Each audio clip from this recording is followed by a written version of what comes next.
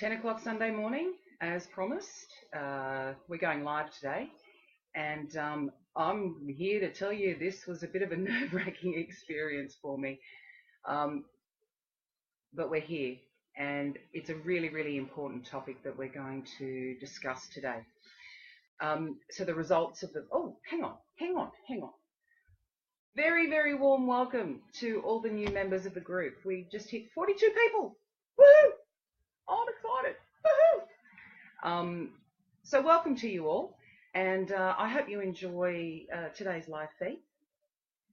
So I put the poll out there yesterday, and there was the option to add your own topics if you wanted to, but the topic that got the most number of requests was sadness, closely followed by anger, fear, grief.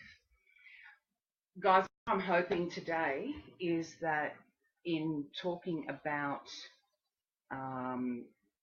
sadness and where sadness sits within us, I'm hoping that it's going to address a lot of stuff for you guys around fear and anger and grief.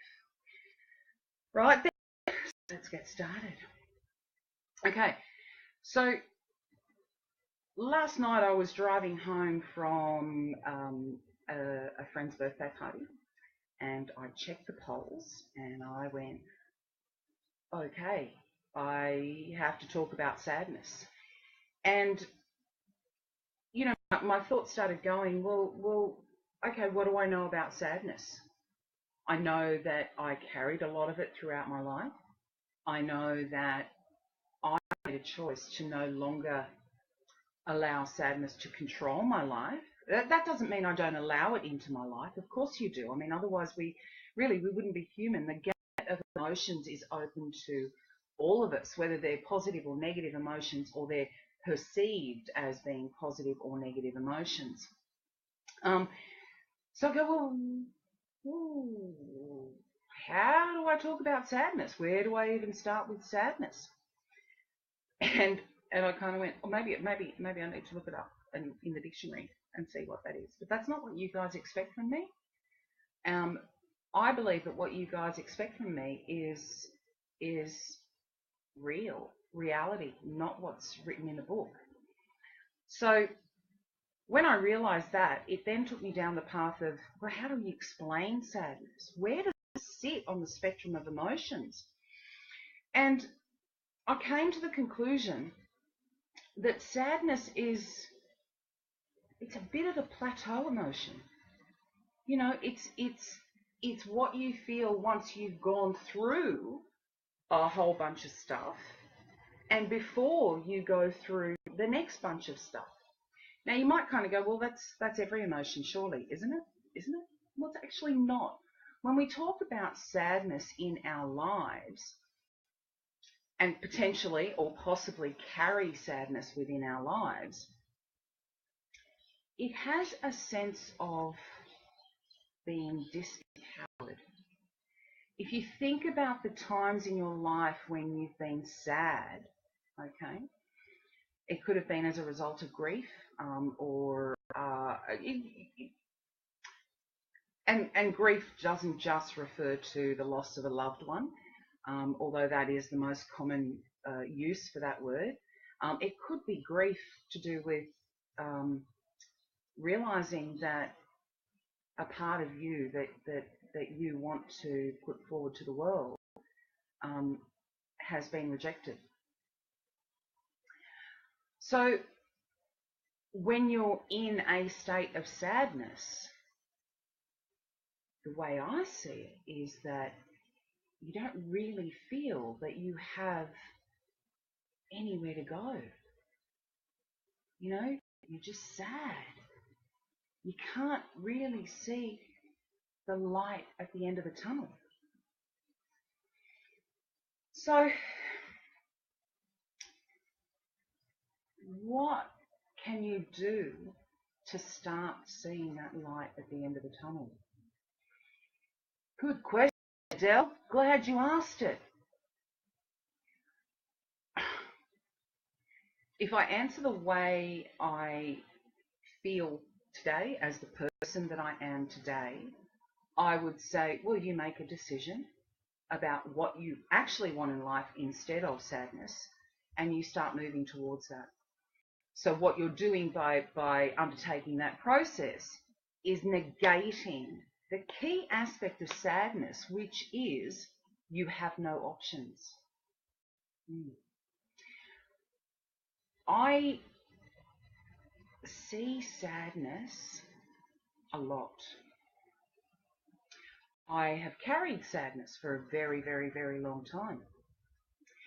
And I've experienced the depths of sadness where it has turned to despair and loss of hope, and I can't do anything.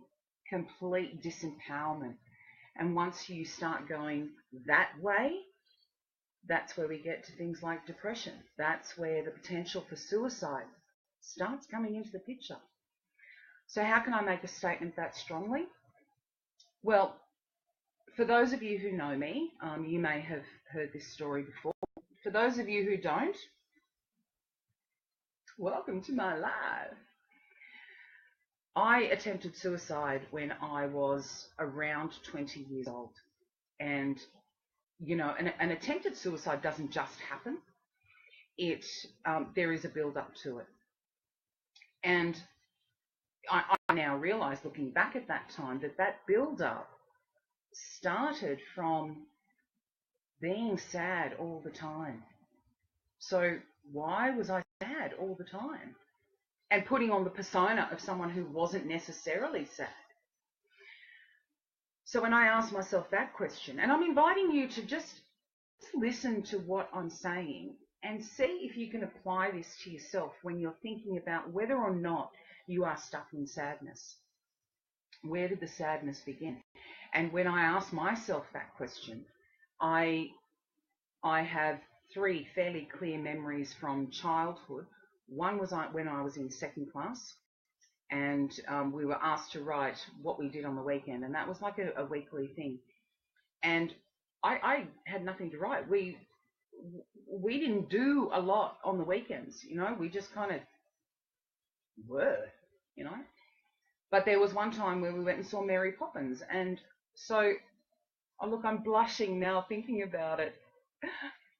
I kept writing. We went and saw Mary Poppins, and I got pulled up on that, and was told, well, you know, I don't remember what I was told, but I do remember feeling embarrassed, and embarrassed that I wasn't doing something more exciting, and embarrassed that I couldn't come up with something that was, you know, worthwhile. So that then reflected in my behaviour from that point on to be a little bit ashamed of how my life was from that point on, or at that time, and then moving forward from that. And also that, wow, maybe I'm actually not a bright, sparkly, exciting person. So that was one incident. The second incident was, I remember very clearly, my brother and sister had the measles at the same time. And I felt left out. I wanted to have the measles. They were tucked in mum and dad's bed together. And I just wanted to be part of that team. And I couldn't because I didn't have the measles. And that made me feel like I was left out. That made me feel that it just made me feel left out, you know. The third incident, which is probably the clearest one for me, is when I had my Holy Communion. And we all sort of, you know, gathered after the ceremony and sat waiting to get into the hall to have the, you know, the lunch that the school put on. And the playground was, it was just a sea of people, you know, families, friends, relatives of all the little kids who were going to have their first communion. And I looked in this crowd, and I couldn't see my parents. And I cried. I cried. I remember, you know, one of the nuns trying to comfort me because I cried. I don't really remember what happened after that, but I think my parents may have been called and, came to collect me. And I remember Mum saying, well, that light keeps changing, doesn't it? I remember Mum saying, it's okay. We're possibly not at the time, but maybe years after when I relayed that story. Mum and Dad were actually at home preparing for a party for me for my Holy Communion. And our entire family was invited, the extended family, aunties, uncles. The garage was set up with the triple tables and, the curtains were put up the back so you didn't see all the crap in the garage. And that's why they weren't there. But as a child at that time, all I saw was everyone else's families are here. I didn't know if they were. It just looked like a lot of people were there. Everyone else's families are there. And mine aren't. And now looking back at that as an adult, knowing what I know now, that made me feel that I wasn't important, that I wasn't worthwhile. And there you go. Boom. Sadness takes hold. And it followed me for many, many years. In fact, it was in third class when I started gaining weight, unexplicably. I also started getting sick all the time. And that pattern of behaviour continued for years. I constantly suffered from mysterious illnesses of the body, and no one could find a reason why. And I found the reason why. I was sad. I wanted attention.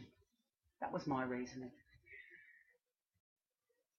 And that followed. So I then hit my 20s and everything was too much. I self-harmed through my teenage years as well. And I attempted suicide. Now, that is the very depths of sadness. A sadness so deep that you don't see any other way out except to take your own life.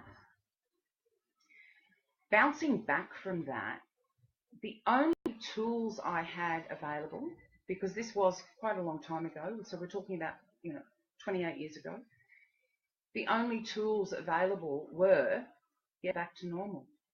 Get back to normal. I know you can, Marissa. Hi. Get back to normal. So I did. I got back to the normal that I was expected to be.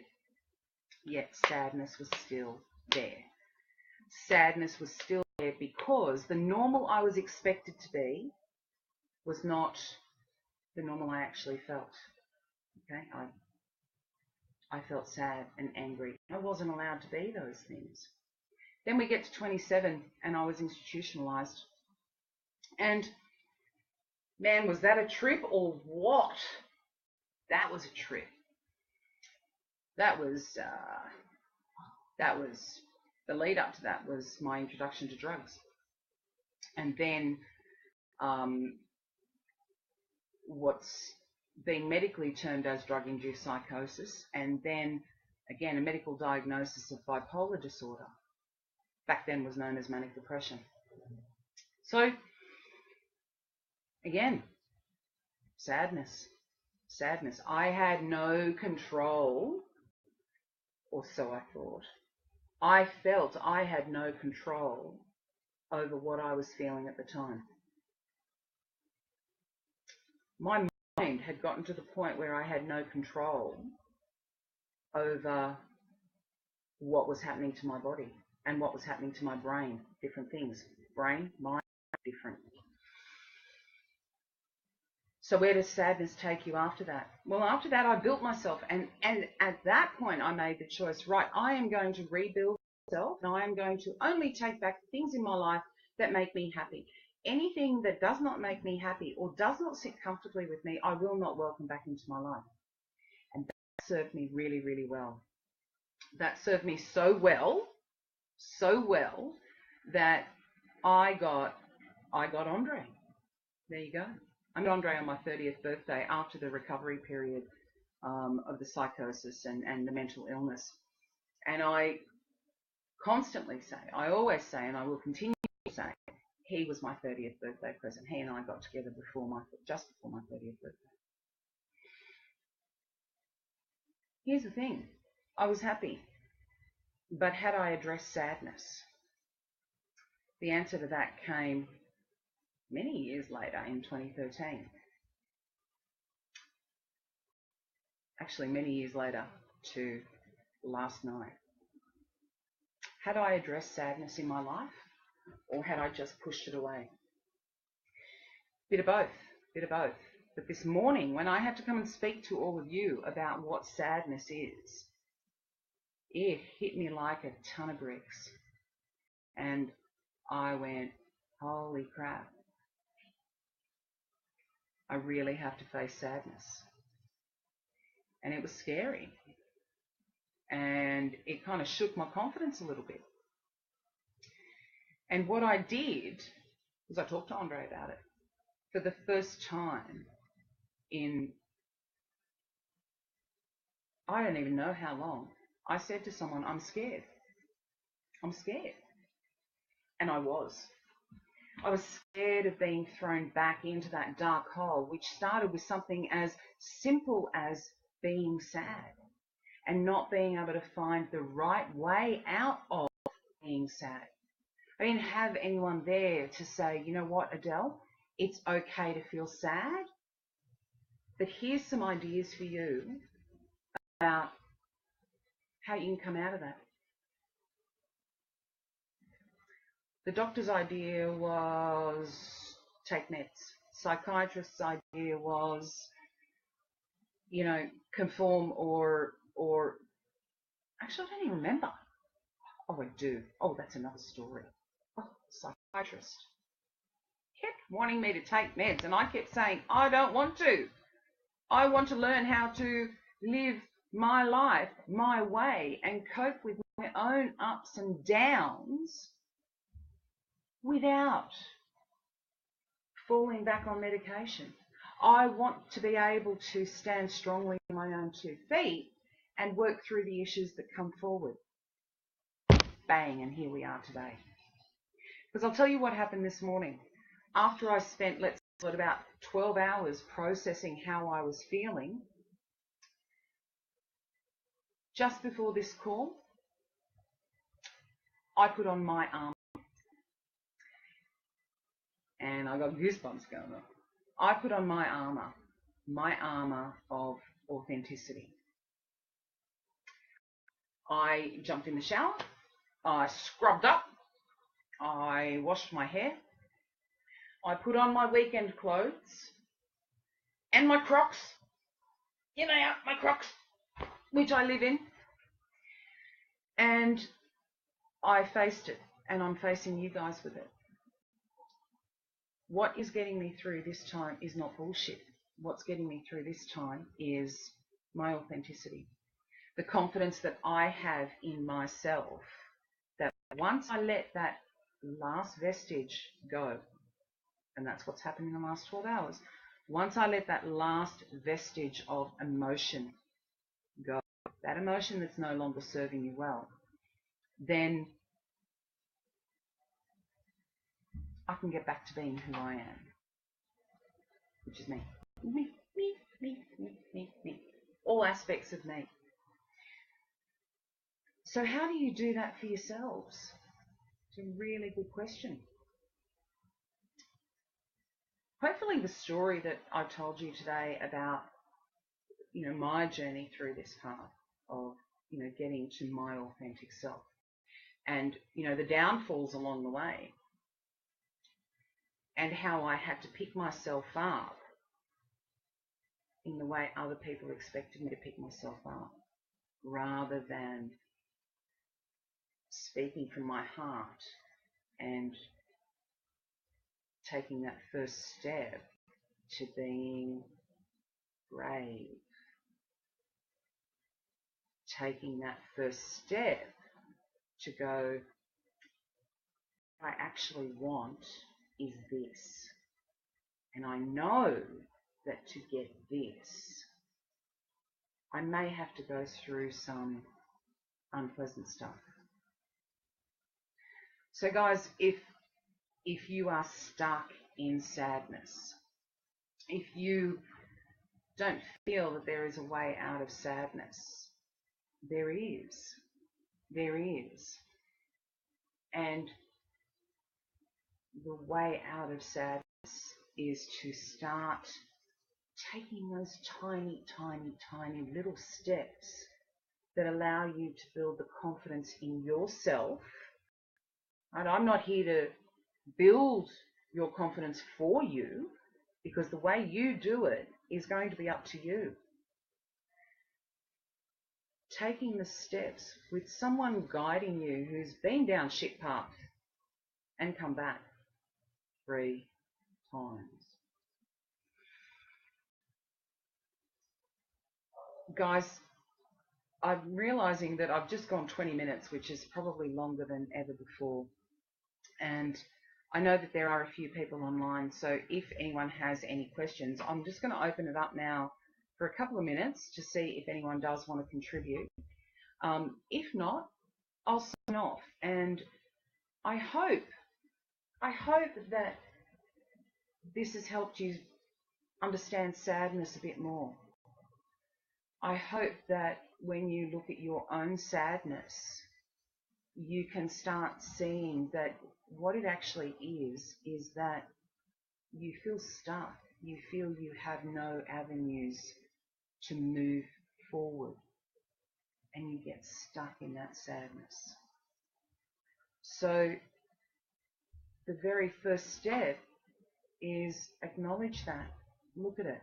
Look at that and say, is that actually what I'm doing? I'm stuck. I don't know how to move forward. I have all of these options, and I don't know which one to take. Or how do I even take that step? Guys, I hope you've enjoyed today's topic. We will address anger, fear, and grief in the coming weeks. I am planning to do a live every Sunday at 10. There you go. There's my commitment. Oh, hi, Victoria. Hello. Nice to see you. So I encourage you to, post in the group what you'd like talked about each week. I'm keen to do it. I've got over my fear of doing this live talk on a topic that seriously I had pushed away for so long. I just want to say one last thing. When I put up that post, the poll yesterday, I was nervous typing it because I'm going, I don't know what's going to happen. I have no idea what's going to happen. What is this group going to ask me to talk about? What is this group going to make me look at? No idea. I had no idea. And I just went, you know what? That's okay. That's okay. I'm okay with that. Because even though I was nervous, even though I had no idea what was coming, I took the first step to invite you guys into my world and ask me to give back to you. And I had no idea how that was going to go. But I was fairly confident. I was confident. I am confident that I would rise to the challenge. And guys, you really challenged me on this one. I sincerely hope that you've been able to garner a bit of wisdom for yourself out of this. And again, I really thank you for your contribution. Welcome again to everyone who is new to the group. We have 42 members this morning, which is great.